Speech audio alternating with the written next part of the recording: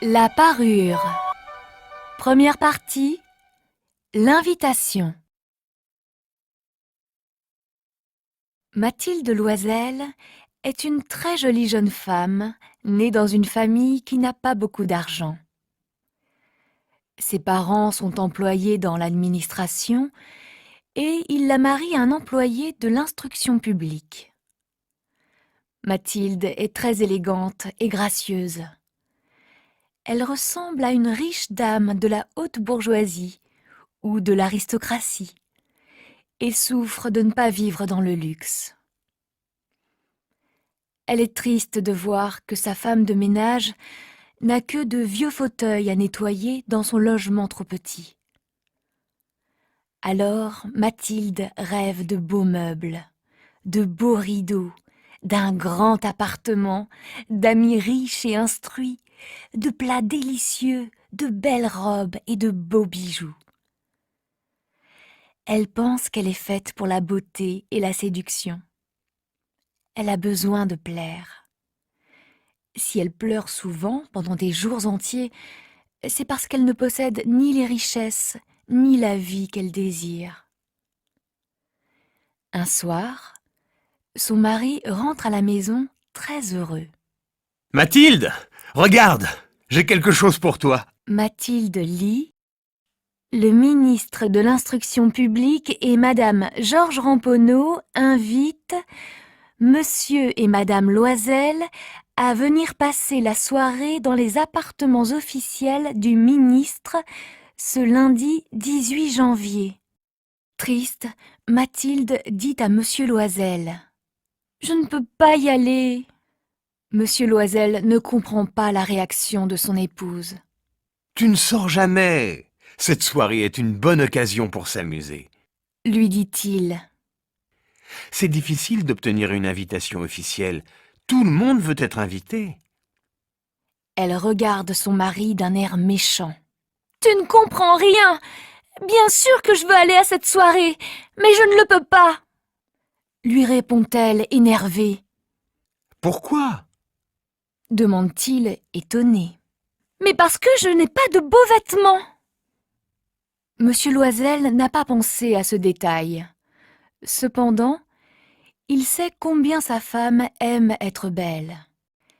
Il se sent un peu coupable parce qu'il ne gagne pas assez d'argent pour offrir de beaux vêtements à son épouse. Mais il cache ce sentiment. « La robe que tu mets quand tu vas au théâtre me semble très bien. » lui dit-il sans conviction. Soudain, il se tait. Mathilde, sa belle Mathilde, pleure. 2 grosses larmes descendent lentement de ses yeux vers sa bouche. « Mais que se passe-t-il, Mathilde? Pourquoi pleures-tu » Elle sèche ses larmes, contrôle son émotion et lui répond calmement. « Je pleure parce que je n'ai pas de robe assez belle pour cette fête.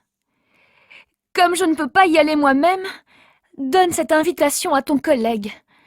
Sa femme aura sûrement de plus beaux vêtements que moi. » Monsieur Loisel est très triste. « Mathilde, combien coûte une robe convenable mais bon marché ?» demande le brave homme. Elle réfléchit quelques secondes. « Combien puis-je demander à mon pauvre mari, se dit-elle. Si je demande trop, il va refuser. Enfin, elle se décide à répondre avec hésitation. « Avec 400 francs, je peux trouver une robe correcte. » Monsieur Loisel devient très pâle, car c'est le prix du fusil qu'il rêve de s'acheter. Mais il aime beaucoup sa femme. Oublions le fusil, pense-t-il. « D'accord. Je te donne 400 francs pour t'acheter une nouvelle robe, mais j'espère qu'elle sera très belle. » dit-il à Mathilde. Le jour de la fête approche. Sa robe est prête, mais Madame Loisel est triste, inquiète. Un soir, son mari lui dit : « Que se passe-t-il? Tu es bizarre depuis 3 jours. » Elle lui répond : « Je n'ai pas de bijoux. Je vais avoir l'air pauvre. Je crois que je préfère ne pas aller à cette fête. Monsieur Loisel est désolé. Il lui répond: Tu vas mettre un collier de fleurs. C'est très chic à cette saison. Pour 10 francs, tu peux avoir 2 ou 3 roses magnifiques. Mathilde n'est pas convaincue. Non, je ne veux pas y aller. Il n'y a rien de plus horrible que d'avoir l'air pauvre au milieu de femmes riches. Soudain, son mari a une idée. Va chez ton amie Madame Forestier et demande-lui de te prêter des bijoux. C'est une bonne amie, elle va sans doute accepter. Mathilde pousse un cri de joie. C'est vrai? Quelle bonne idée! Le lendemain, elle va chez son amie et lui raconte son histoire.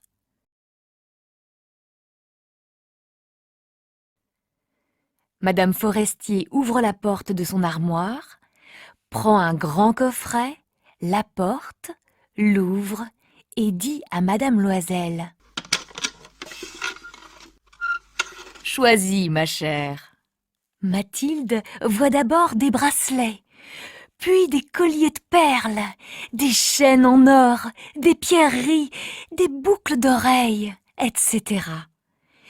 Elle essaye toutes les parures devant le miroir, hésite, veut toutes les garder.